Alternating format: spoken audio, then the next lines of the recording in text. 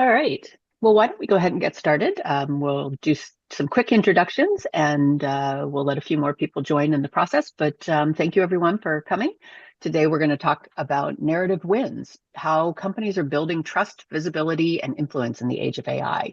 I know that's something that is on every marketer's mind. It seems to be changing and evolving every day. So this should be a good conversation about the things we're seeing in real time and things you're seeing as well. So please feel free to put questions into the chat, and we will try and address those as we go through and also at the end. And let me start with a quick introduction. First, very briefly for myself, I'm Robin Bechtel. I'm a senior vice president at REQ on our PR team, and I will introduce my colleague Pete Larmy, who runs our editorial team and our narrative studio. Pete, you want to take it away? Sure, thanks, Robin. Hey, everybody. I'm Pete Larmy, as Robin said. I'm the Senior Vice President of Content at REQ. And as Robin also mentioned, I also head up our narrative studio. And that's a service offering we built in part to kind of address the needs of brands who are trying to differentiate their content in a world of AI.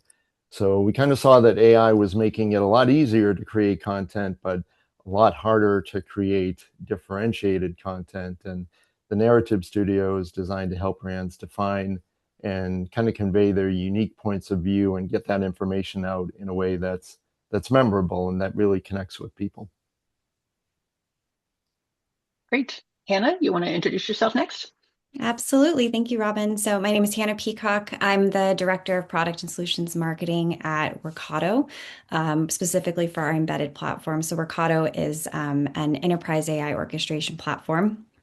My career in marketing has been extremely varied. So, got started in social media advertising, bounced around internal comms and content marketing, and now I've landed in product marketing for B2B SaaS. So, got a very broad perspective on this topic. Excited to be here today and have this conversation. Great. Well, welcome and thanks for joining us. John Grieving is also one of my colleagues on our broader team of Go Fish Digital. And John, I will let you introduce yourself.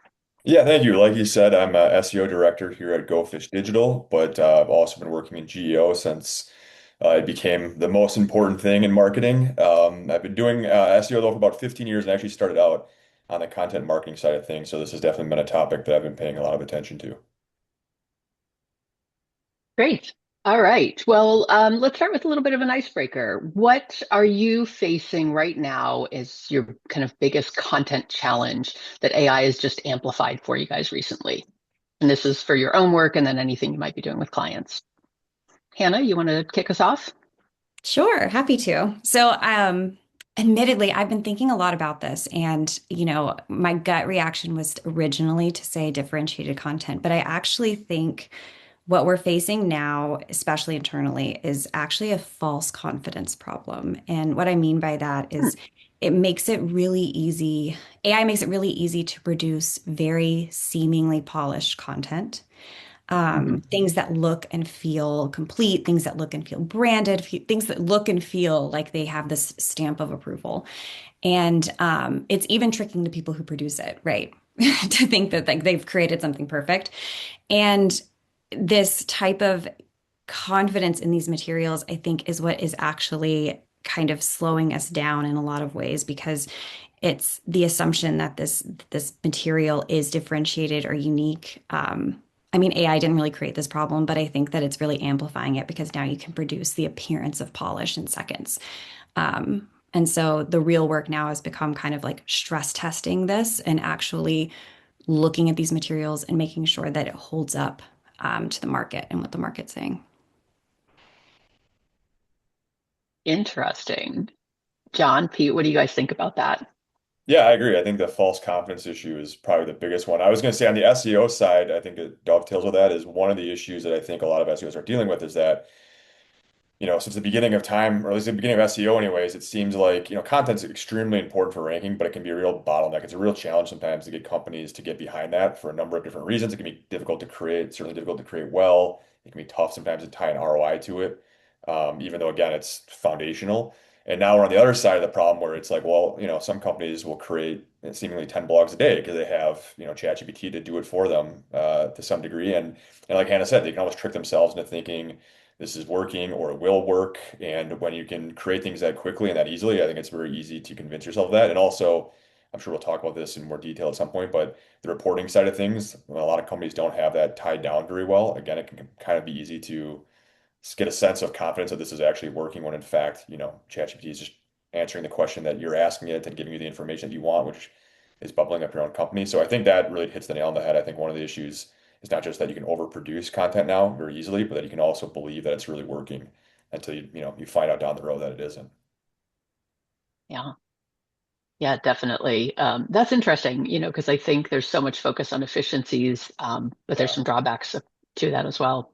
Pete, what are what's AI really amplifying for you on the content side in terms of challenges? Oh, so many challenges. But I mean, I agree with what Hannah and John said. Hannah mentioned creating differentiated content, and I think that to me is probably the biggest thing right now. Everybody has access to the same AI tools, and AI is great at synthesizing what's already been out there, right? So, but it's not that great when it comes to thinking uniquely. In fact, it's not very good at that at all. So to me, the real opportunity is not necessarily creating more content because everybody and anybody is doing that. It's really capturing what only your organization can say and what your subject matter experts can say in a way that only they can say it. And I think to me, that's what stands out right now as the biggest challenge. And that's what's going to make brands memorable and helps them really get out there and connect with people. Yeah. And I think that's a good segue to our first official question. Really thinking about how can you use your narrative as a competitive advantage? Because Pete, as you said, it's looking at things that have already been done. So how do you say something different, but still get included in the AI results that are being surfaced in every platform you're on? Um, what do you guys think about that? Yeah, How are you dealing with it? yeah. So to me, so AI is just going to naturally homogenize content, right? So it's going to pull from whatever it sees, whatever it can find, and that's going to result in content that feels generic, it feels interchangeable, just sort of sounds the same as everybody else. But the way we look at it is that every company and subject matter expert has their own story to tell. They have their own unique perspectives, they have their own experiences, they have their own background, they have their own messages, they have their own way that they want to connect with their audiences.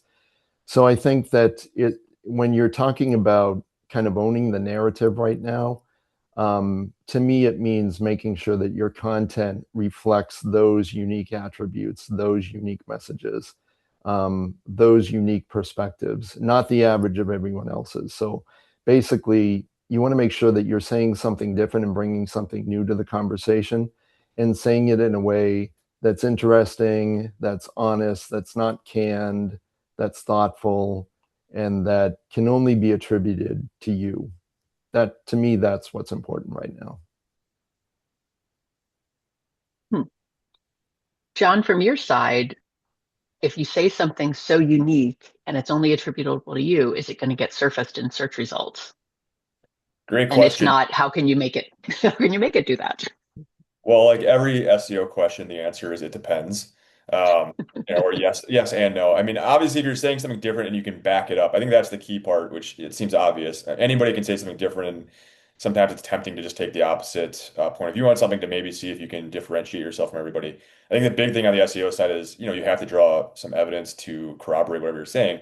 I think also, though, you can say what everybody else is saying. Sometimes the answer is just so obvious that you're not going to get a lot of clicks or a lot of credence if you just take the opposite point of view. But then to the idea of narrative, well, how can you say it differently? Or I mean, and not in just sort of I don't mean to just pay lip service to that, but truly like how can you make a slightly different point or add a different perspective or pull something from your own unique experience or your company's experience, maybe have case studies you can pull from. So even when the answer might be the same, even when all let's say 10 results in the AI overview are all going to be the same in Google, I think that there's still a lot of value in finding out a way to be unique about how you say it. And a lot of that comes down to, pinpointing your audience and what they react to or engage with in terms of narrative or how you explain something. But then I think as a like a larger point of view as well, just when we're talking about narrative, that's also how you're going to get cited on other websites, which is a huge thing for LLMs. They want to source consensus. They want to know that they're pulling from experts and from people who are held up in the industry as being authorities. And I don't think there's really a way you can do that with generic content. No third party, no actual valid authority is going to want you guest posting on a website or setting your information if you're just very clearly, for lack of a better word, regurgitating what other people are saying or trying to do the same narrative as other people. I think that a lot of, at least in the SEO world, a lot of people who are held up as authorities have done a phenomenal job of creating their own voice and tone. I think that earns a lot of trust, and that also then earns the types of citations that will get you a lot of credit both in SEO and in LMs. Mhm. Hannah, where are you running into this, and how have you dealt with owning your narrative? Yeah, I think it's a great question, and I think there's bits and pieces. So, and from a product marketing perspective, right, owning your narrative always has meant kind of owning your positioning, right, where you sit competitively in the market, how your product stacks up to other competitive products. Um, but you have to walk this very fine line, right? Of like, you can't just wake up one day and create a new category. It's not going to land. You need to use the same Clients vocabulary. come to us for that all the time. Are you kidding? They're like, let's just create a new category. It'll be a hit. Gartner will recognize it instantly, and then we'll be successful. It's not how it works, right? So I kind of have taken this approach when I'm looking at content and when I'm looking at kind of our plans. It's like it's reframing, not renaming. It's basically using the same vocabulary that people are using, that my audience is talking about, how they're talking about the problem, but reframing it to have a unique perspective and backing that up with really strong differentiated points that are rooted in the product. And so from a product marketing perspective, that's kind of how we've taken that approach. Mhm. Well, John, I think that ties back to what you were saying too. That's how you still come into the search results, and how you get people's eyes on your content is to connect it to what's been said and Yep. show how it's different, how it is goes further. Um, and it's, from a competitive standpoint, that's what we've always done. We Right. just haven't done it as much strategically in the content every time. Yep. 100%. Um, Pete, did you have something you were going to add Well, I there? was well, I was just going to kind of add to what Hannah and John had said, and for me, it's not really about building a whole new language. It's more about bringing that fresh perspective to the conversations that people are already having, right? So, for example, when we build out a piece of content, whether it's an article or a blog post or whatever it is, we usually sit down, have a conversation with a subject matter expert or experts just to kind of interview them, get their take on things. And oftentimes when we do that, we delve into their personal background, right? So, for example, recently I was talking to somebody who used to be a naval officer, and now he works in the B2B space. And we were talking about a subject that was of interest to the Defense Department now. And I kind of got into his background a little bit, kind of compared what he experienced back then, 10 years ago, to what's going on right now. And that's an invaluable um, fount of information that you can use to kind of develop something that is completely unique and just personalized and very, very different. So we were kind of talking about a lot of the topics that the general audience is talking about right now, but just by having him be able to talk about his own background and bring that history to it makes it something completely different. And that's not something that you can generate from AI. Yeah, no, that's a great point. And we talked a little when we were preparing for this about authenticity in that content and the expertise that you're trying to show. So, how do you strike that balance between giving your brand message and then being very authentic and showing the expertise beyond just what you sell? How are you balancing that today for the LLMs? Um, so I think that the important thing here is that AI is really good at recognizing patterns across multiple sources. We all know that, right? So the example that I just used was of a particular person who has had a recurring series of articles in various different publications. His thoughts and perspectives have been out there for quite some time, and they're so he's an example of somebody who has been consistently publishing thoughtful, original ideas and bylines across interviews, even things like webinars and across the company's own website. So that body of work starts to build up, right? So as he publishes more things, he's going to get noticed more. His company is going to get noticed more, and those ideas are going to get reinforced. So AI doesn't invent the expertise that that particular example is putting out there, but it can recognize it when it's consistently demonstrated, right? So the more companies publish content, the more consistent it is, the more they tell their story, the more likely they're going to get found by the LLMs, especially if they're using third-party sources like publications that are reliable, that have kind of been vetted. LLMs are going to pick up on that because that's going to be information that they can trust and corroborate. Yeah. Yeah, Hannah, how are you balancing? Oh, go ahead. No, go no, ahead. I was going to say, no, that's an excellent point. And you said consistency. And I think that is something that is incredibly critical.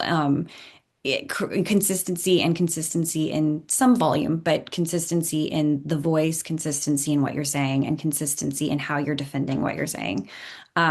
We've always kind of, in product marketing, we've always tried to do this, right, with messaging houses and talk tracks and presentations that we've standardized. But it's whenever you've got repeated experts saying the same thing in multiple sources, that's when the credibility, the consistency really starts to build. And I think AI has just accelerated the importance of that. And now the models are kind of grading you on how well you're being consistent and exactly what you're saying. Yeah. John, are you seeing that from your side? Are they consistent or is it still, No, is absolutely. it all over the place? Oh yeah, in the spirit of LMs, I was going to source my answer from Hannah and Pete and then pass it off as my own. But yeah, I think that exactly what I just said is exactly what we're seeing on our side when it's done well. I mean, I think the only thing I would add is when we talk about sort of if we're talking about the collaboration of sort of your brand messaging and then also sort of expertise or authority or personal narrative, I think a lot of companies would do well then to have that internal meeting about excuse me, some sort of style guide where you have, of course, we want everyone to be authentic, but also, talk about what that looks like inside of an overall brand strategy. And then if you're taking it that seriously, then you're probably also taking what Hannah just talked about seriously, which is consistency. And yeah, that doesn't mean spam, and that doesn't mean mass volume, and that doesn't mean kind of like we talked about at the beginning where you're publishing or you're sending out new blogs to other sites every day or something like that. It means taking it seriously. And I think that also then means locking down what your personal brand or report personal voice is going to be inside of that brand. Because again, that is what I think, along with expertise, is what's going to get you featured across these other websites like Pete talked about that these LMs are looking for. They don't want to just pull, when people talk about expertise, like one of the more common pieces of advice you'll see with LMs is like, well, add a byline to your blog post.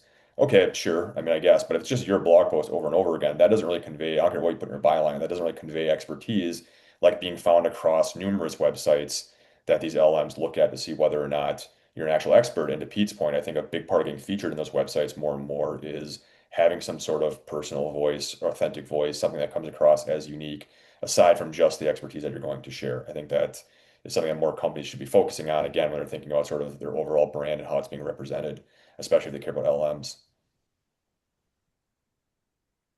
Yeah. Yeah, most definitely. And I think, we're all kind of balancing our product marketing and our thought leadership, and they do need to work together. And but you are, at the same time for thought leadership, you are building a brand for a person, and you have Yep. to find a way to continually connect that back to your company and your brand voice. So I think that's a really good point. Um, Back to some of what we've been talking around the large language models. What are brands getting wrong about the way these models are pulling information, kind of overarching from an overarching perspective? What are you guys seeing that brands are not doing as well as they could? Are there some simple things they're missing, or are they bigger kind of structural things that they're missing? Well, I think not to, I won't repeat myself too much, I promise, but I think one of the big ones is I think that people think that volume will equal, it's sort of like you can eventually overwhelm these LMs into featuring you no matter what. So again, because you have easier ways on to create content, it's happening more often and maybe not given the amount of care that it deserves. I think also then to some degree, and this is like an older problem that's existed in SEO forever, is most people who are going to create blog posts, especially they're higher up in a company, will feel like they're experts, and they might be. They probably are experts, of course they are. But if the internet doesn't feel that way about them, they might be giving real jewels of information, some really great content that would help people a lot. But if an LM looks around the internet and says, "Well, John, I don't see you anywhere else except your personal blog, and you just started doing it 2 weeks ago or something," well, I'm not going to get surfaced as much as, and that's where, unfortunately, Reddit shows up all the time. I don't know if that's necessarily a bastion of expertise or Wikipedia, for example. But, right or wrong, well, I think probably wrong. Those sites have been around forever and they have a lot of support behind them. So those ones get surfaced. So I think it's a misunderstanding.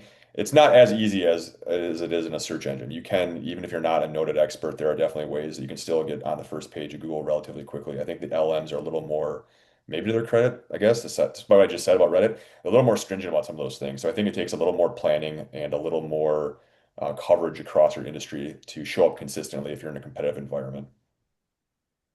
I feel like there are still a lot of brands that aren't developing content with GEO in mind, or it's not that necessarily that they're not developing it with it in mind. They just aren't quite, they just don't quite know what to do necessarily, right? So in a lot of cases, you might look at a corporate blog and you can look at it and you say, well, it's well written, but it's not really structured in a way that an LLM would prefer to be structured. You know what I mean? And then, so little things like that, I feel like, and I think that's just an indication of just the state of things that we're in right now. I mean, we're in this transitional phase still where we're trying to companies are trying to figure out what they should and what they should not do, and I think that we're trying to help them with that. But yeah, it's sort of it's I don't know if you'd agree, John, but it's kind of this gray area. It seems Oh like to yeah. me. Yeah, I think there's a combination of, I think some companies would do well to start off focusing on SEO first. I think generally, if you're doing SEO well, your GEO should be doing well, or at least on the right track. Whereas if you've never done SEO, I think a lot of companies are trying to skip the line. I think the SEO has been very frustrating for a lot of companies for the past 10 or so years, and certainly probably more so in the last 3 or 5. And I think GEO has sort of represented this kind of way to get around that and show up in this new technology that everyone's using. And I think that's a mistake. I think most companies would probably do better to kind of lock down the SEO side of things and then learn from that in terms of what might be working well. And then again, like I'll keep saying, I think the reporting side of things is oftentimes missing. So there are definitely times where your SEO might be doing well, but your SEO might be doing well because you're a huge brand and you're going to get a lot of clicks no matter what. And that doesn't necessarily mean that your content is landing the way that it's going to Mhm. work well for geo. So then you get stuck in a situation where, again, going back to sort of the false confidence issue, you think the content you're creating will end up in geos, but you haven't really designed or you don't have the platforms it takes to actually follow up on that and find out. So again, you might think you're doing a really good job, and then in the light of day, you're going to find out, well, not so much. So I think SEO is still the first place to start, and then to your point, Pete, also just researching what works in your industry. What shows up in LMs is going to be different across different industries as well. So I think also putting that in research to really figure out who's showing up and how they're showing up and whether or not you're part of that conversation.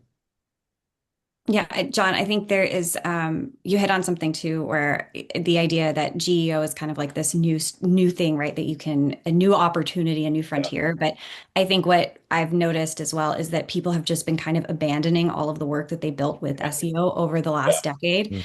And one thing that I've been working with my SEO team and now GEO because everybody now has two titles Yep. with AI.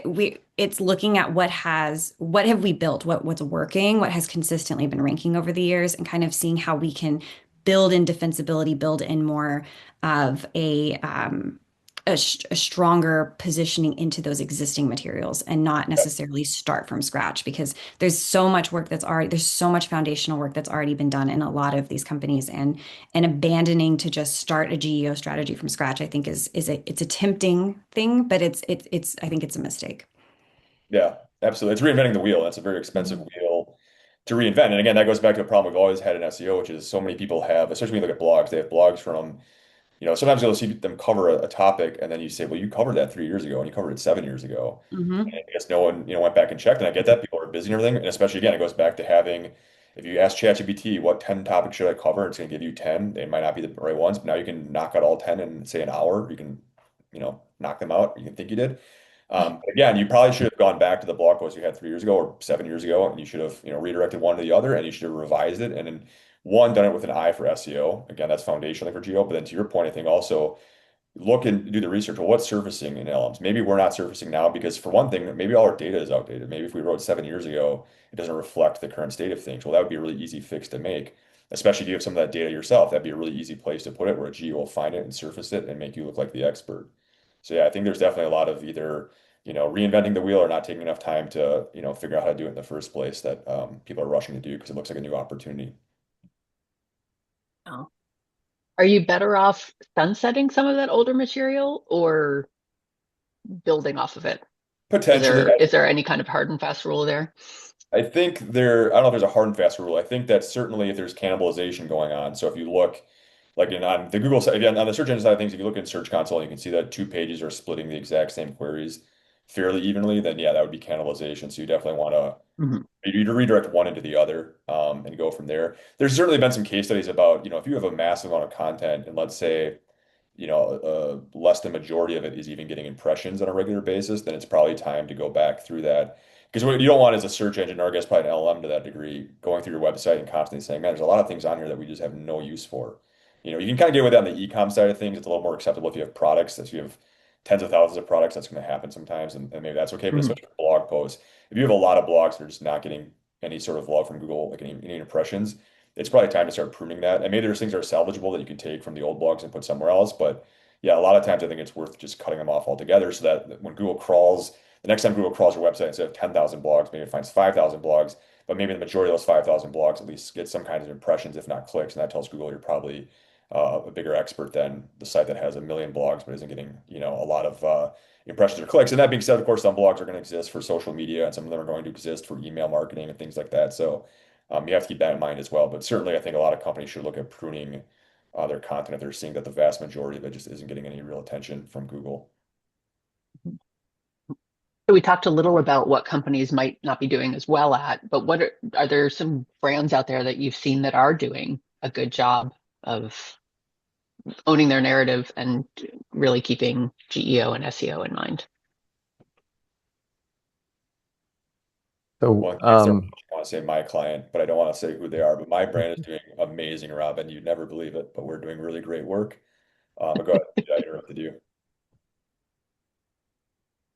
I I don't, I would, don't, oh, go ahead, Pete. oops. Go No, for go it. ahead, Hannah.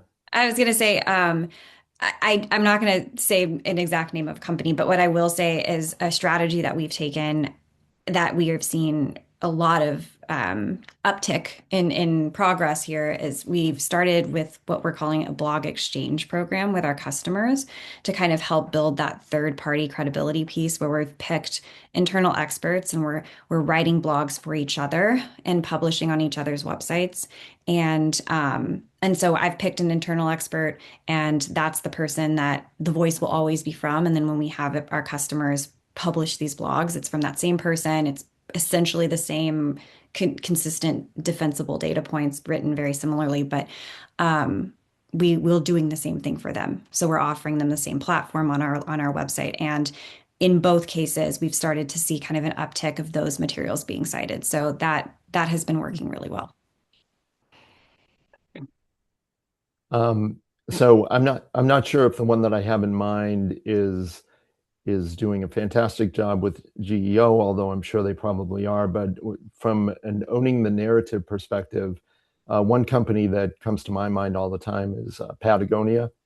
So they've spent decades cultivating this brand that's focused on things like environmental activism and high quality products and responsible consumption, and that's kind of what consumers know them for this, right? So this has been cultivated for years, and the fact that they've spent years working on the same consistent message and the same story, and that they're well known for it, I think that would make it very easy for an LLM to portray them the way that they want to be portrayed.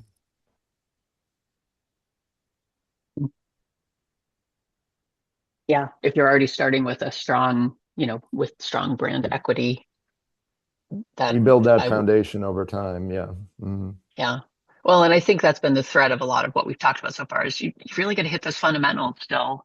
Even though everything feels new, the fundamentals still have to be there. Um, Exactly. let's talk about what happens when the LLMs are getting something wrong about your brand. How do you protect the accuracy of the information that you're putting out there and making, how do you correct it if it's coming up wrong? Yeah, I think that goes, I mean, one goes back to the reporting side of things where even if at least you're doing manual checks, because that is a huge problem and you do have to get on top of it, especially as these LMs grow in popularity. They're just going to keep, giving the wrong information if you don't go in there and find out. So ideally, you want to use a platform that'll pinpoint sort of which page that information is coming from on your website so you can change it. And even if you can't, you just do like if you're just doing checking your own logs or something that you can see that ChatGPT is visiting your website, you can probably figure out where it's getting the information wrong. And it might be a lot of times it's like an outdated page on your own website. For whatever reason, you didn't update the page where the blog still mentions that this is how much something costs or this is your warranty or whatever. Where it gets harder is if they're using a different source of information. And that's where unfortunately that information could be coming from Reddit, for example, or Wikipedia, or even a well-meaning third-party website that's trying to, cite you in their blog. And that's where you have to do some outreach to basically, correct them. Or you might have to go on something like a Reddit and say, actually, this information is not accurate. You might just have to go on your own website and try to do a better job of surfacing some of this information. That's where, again, kind of being smart about your content could come into play. But I think it begins with sort of figuring out whether or not that's happening to start, and that has to come from, pretty consistent reporting. I would agree. And I would say too, just going in and doing the actual search yourself, right? Just go into ChatGPT, go into Claude and just search a brand, ask questions related and just see what starts ranking. And then from there, on my side, that's kind of how we've been prioritizing where our content gets refreshed or where it evolves, or we have third-party review sites that often surface answers about the product and feedback about the product. So if we need to invest in a strategy to go get positive reviews on those sites, those kinds of things. So, but it can't like we make a habit now of just going in and doing the search ourselves, just see what's ranking, and then from there prioritizing the content. It's got to be very real time, very reactive. Mhm. Yeah. And I'm on the PR side, and one thing we use a lot is putting out a press release on something just to have it, published even kind of behind the scenes on a lot of websites. Talk about, are things like that still valuable? Certainly the wire services would say absolutely they are, but where is that kind of information sitting? Because that can also help correct information or even update information that might be out there. I think it's definitely relevant and very critical. I mean, but it again, it has to tie back to that consistency piece. You can't, one thing we've tried to start doing is again creating those kind of thought leader voices, those consistent experts that we're quoting in these press releases and providing quotes for other companies' press releases as well.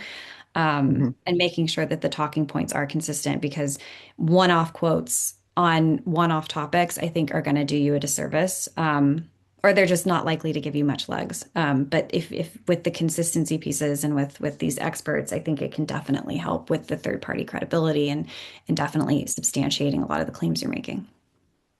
yeah, I mean, to me, to add to what Hannah said, I think that when you're talking about protecting the accuracy of your narrative, I think there are 3 points, and press releases play into this. So, first of all, don't wait for AI to tell your story or the story that it thinks it should tell about you. So, get out there ahead of it, clearly articulate your perspective. AI will, eventually pick it up without having to fill in the gaps with external information that it finds elsewhere. Press releases are one good way of doing that, as long as you do what Hannah said, which is keep it consistent, keep the messaging consistent, keep the tone consistent to your brand. The second point would be, make sure your expertise is out there. So kind of what we were saying earlier, make sure your subject matter experts are out there and visible across those different channels that AI is learning from. So that's not just your own website, own media channels. That's a good starting point. things like executive blogs, white papers, case studies, all that stuff, press releases. But it also includes earned media and third-party publications, so guest byline articles and trade publications, media interviews, press coverage. I saw a recent report that said that ChatGPT reports that as much as 63% of its answers are derived from traditional media sources. So you definitely want to make sure that you're covering all those bases there. And then again, as we've been saying, third point that I would make is just make sure the narrative is consistent. So kind of what Hannah was saying. So across your website, across your press releases, across all your thought leadership, your blogs, your social content, all of that should go back to reinforce your core story, your core narrative. Yeah, Don, what are your thoughts on some of that? Are those paid platforms like a Business Wire news platform, or there's a lot of publishing platforms now that are paid. Are those still valuable? Or has it changed in any way, I guess, from the value that you got from those same platforms a few years ago? I'm gonna say it depends. Um, I think the thing is like a good like piece of advice in SEO is that the easier something is, the less effective it becomes. I mean, kind of an obvious thing. So I think with the paid platform side of things, the reason why I say depends there is I can imagine that maybe like a less competitive industry or something, you might be able to go on ChatGPT and find out that it's pulling information from one of those sites. I kind of find that hard to believe. I think if that was the case, you could still probably just make your own site the authority by posting decent content or maybe becoming like almost a surrogate voice of your industry, I suppose. Um, I don't know that those are necessarily going to give you a lot of value in 2026 or 2027. I don't think that those platforms want to depend on them. I think PR though is certainly still extremely valuable, good PR, or what we call like digital PR in the SEO world, where you are looking to find again kind of those influential websites that that LMs depend upon in your industry, and then doing actual PR work, not just sending them a blog post and asking for a backlink or something like that. I think there's a lot to be said for the relationship building that can come from that, and then also making sure that whatever kind of like Pete said, obviously you want to make sure you have your unique narrative, but also that you have an actual story. I mean, I know it sounds kind of silly, but back in the kind of days of where, those wired services were maybe a little more popular, the story was usually just, we're the best company, and that's about it. And and that's how you get your backlink or whatever. And you'll be shocked to learn that was not a great strategy that did not pan out for most companies. But if you do, but as a company, yeah, push yourself to think about some of the things that could be newsworthy, whether it's because if you received an award of some sort for whatever reason, like Pete said, don't expect the LMs to do you any favors. Don't expect them to necessarily find that out for you.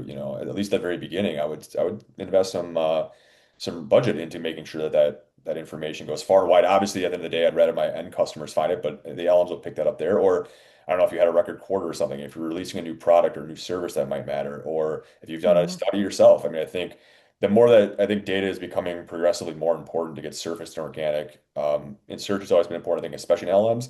And so I think there's a premium on doing your own in-house studies or at least a case study of some sort. And again, if you're going to go through the trouble of creating something like that, you might as well go to the trouble of making sure that people find it. And that's where PR could help you get there a lot faster. So I think it's extremely important that companies look at that as as one more, unfortunately, one more thing they should be investing in, but I think definitely one that has a lot of potential. Hannah, you had mentioned, sharing content with a customer, in part for the backlinks. What is your backlink strategy looking like in the days of generative AI? Has it changed? Yeah, no. So I think so this is brand new. We're piloting it this quarter. But essentially we were talking to our customers and we were discussing the same challenges, right? They were having different articles or different sources coming up talking about their products, and they just were like, we don't know how do we do this? And so we've just taken the approach of giving them a publishable like platform, right? That is not their website, where they can continue to kind of tell their story of their product or tell the story of however they're messaging their existing platforms, and vice versa. And so it's more of I would say a test round right now to see, because it's just kind of like a lot of this is a new frontier for all of us. So we're still kind of in that testing phase. We're still in the first couple of months, but so far I think it's been decently effective. And if nothing else, it's something that we can continue to learn from and measure and see how we can adapt it for the future. Thank you. We've got a couple of questions that have come in. One person was curious to know if you have any good templates or frameworks that might be helpful for them to think about as a way that they could sort of templatize their approach to owned content. Anything that's kind of changed in your strategies. Pete, you had mentioned specifically, like when you're writing some of this content, are you building in uh, are you building in Yeah. keywords the same way? Are Yeah. you, Yeah. putting in things, signals for the Yeah. LLMs to pick things up with titles and things like that? Yeah, if it's own content, absolutely. I mean, we do use keywords. We certainly don't keyword stuff or anything like that. We use them naturally within the content that we develop. But we also have been using things like FAQs, accompanying blog posts, and structuring the content in a way where, the headline may ask a question, and then you immediately answer it as soon as you get into the main body of the text. The subheads might ask questions that people might be searching for on LLMs, and then you answer those questions in the subhead section of the text. So we are trying to structure things in that way. It all really comes back to the original thinking, though, and the uniqueness of it all. I think that is the most important thing that we always try to keep in mind. So there are structure elements, but there are also, just going back to that unique perspective and have it be saying something different than anything else that's already out there. It becomes a little bit trickier when you're talking about writing, let's say, an article for a third party publication or something like that.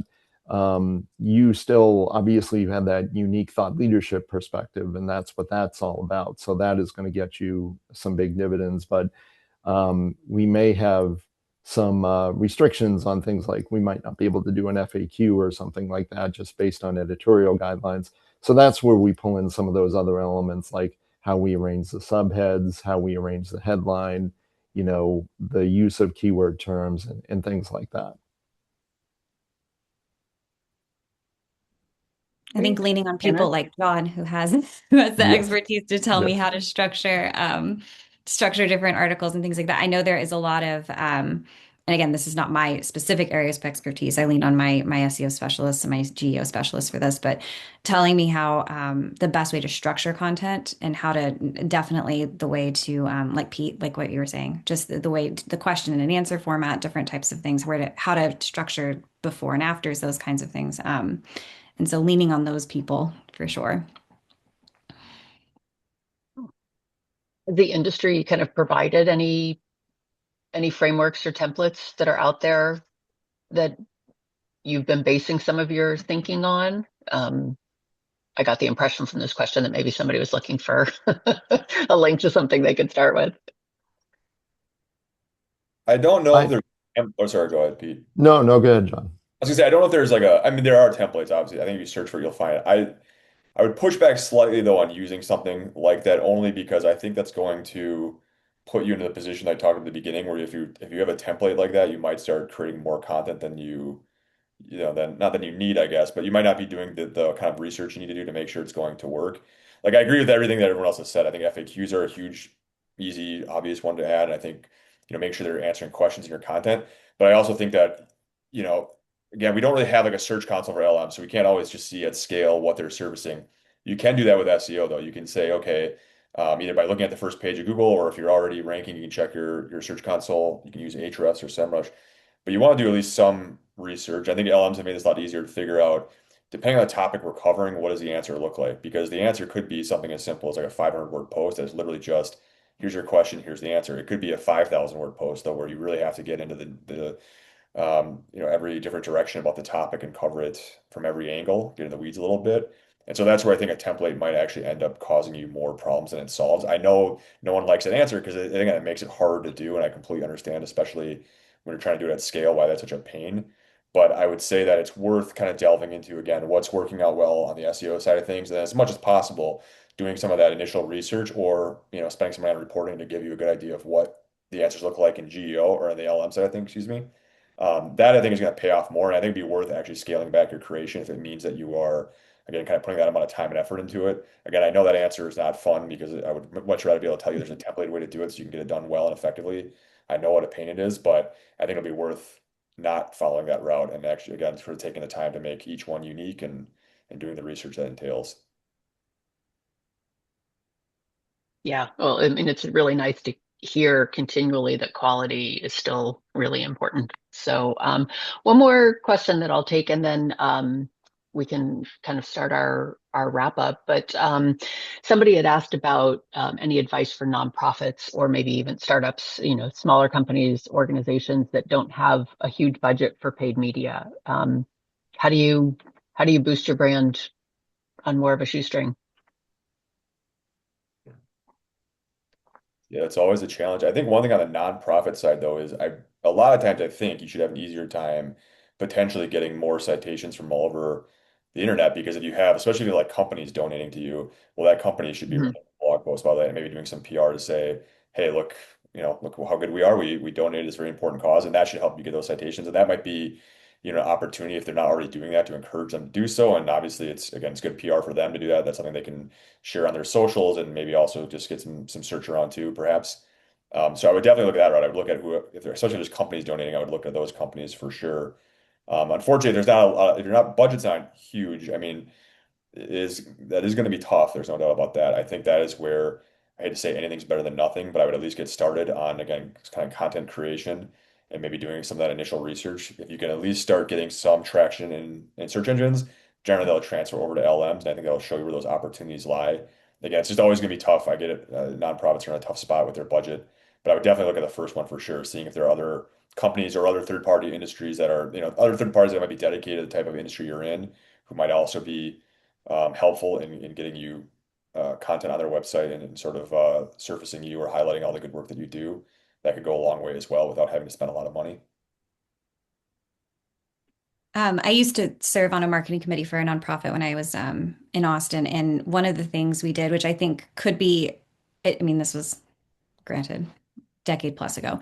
But I think one of the things that might be helpful is yes, looking at your donors, looking at your board members as experts and seeing if those board members typically they carry a lot of community weight or weight in those different spaces. So those folks building a content plan for them, something that you can enable them to produce, and then doing kind of joint content plans with those donors or joint content plans with your board members as well, things that you can control internally, things that you can produce yourself, kind of rolling up your sleeves and making it yourself, but leveraging the network you have within your own teams. So those board members, those primary donors, those folks, they can you can kind of build content plans together and feed each other's momentum.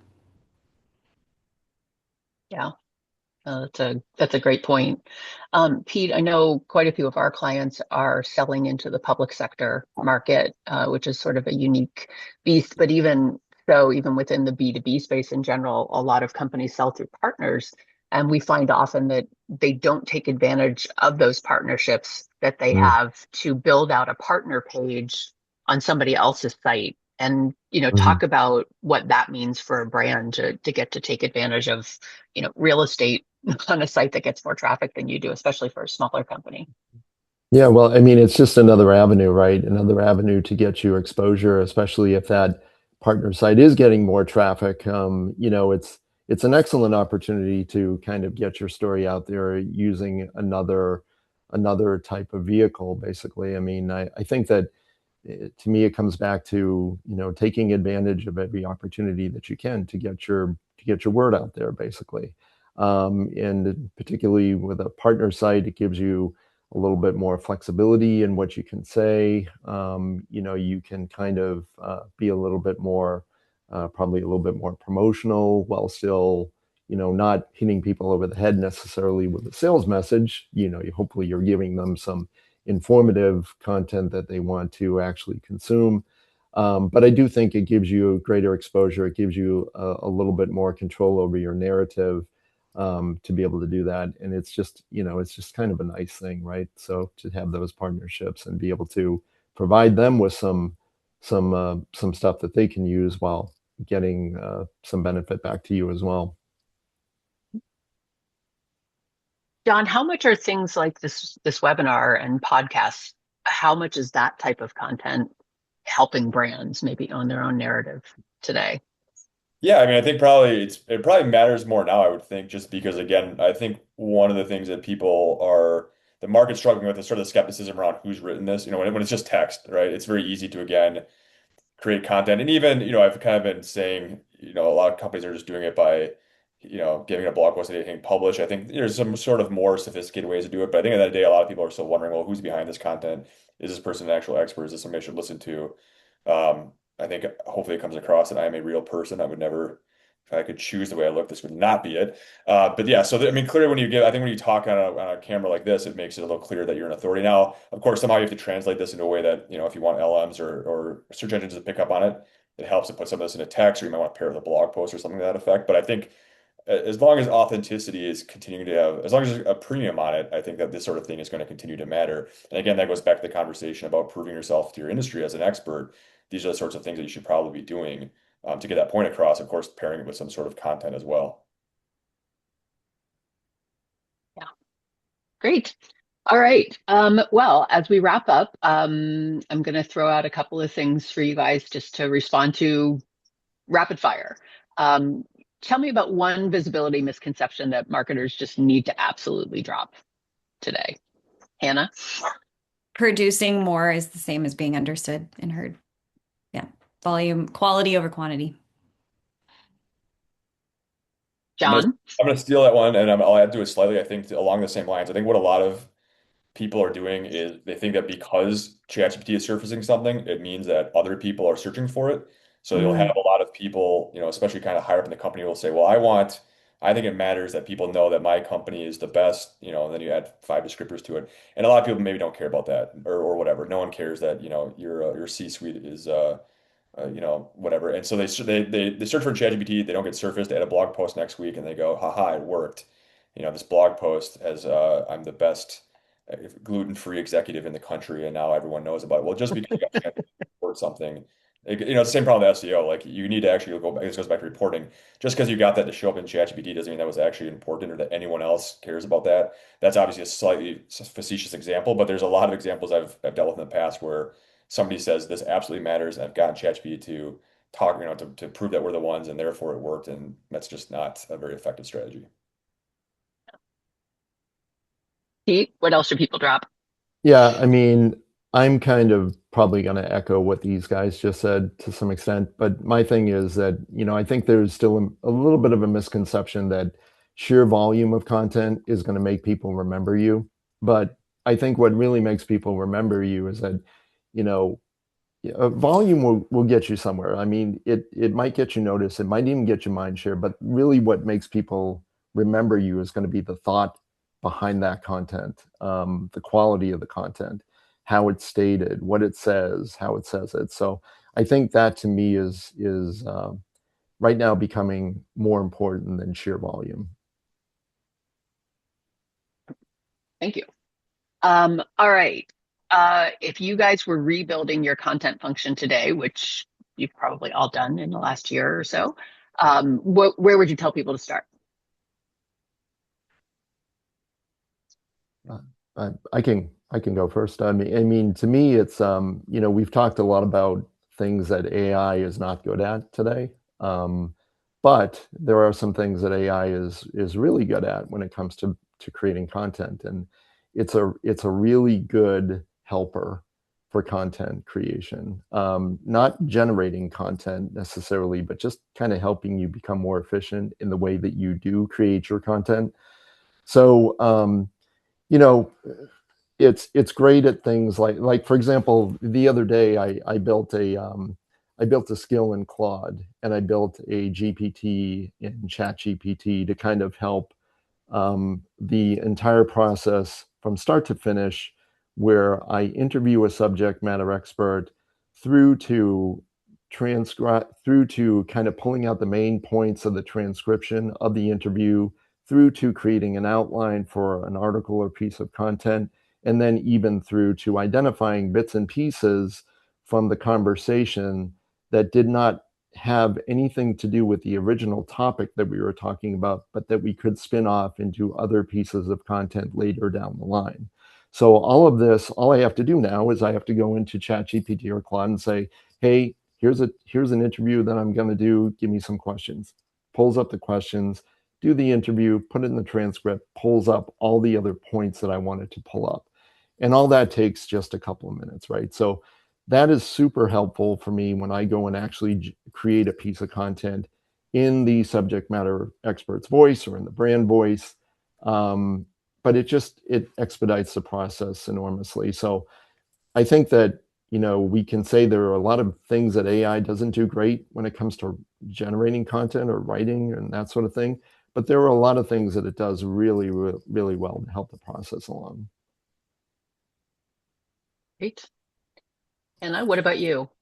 Yeah, I wouldn't start with a content calendar. I wouldn't start with like a list of topics you want to say. I would start by um and what we're trying to do now, start by listening to the conversation. So going in, listening to sales calls, going in, listening to customer success calls, listening to how customers are actually speaking about your product. Read the the review sites, and that's going to help you identify the gaps, and those gaps are what you need to start addressing with your content.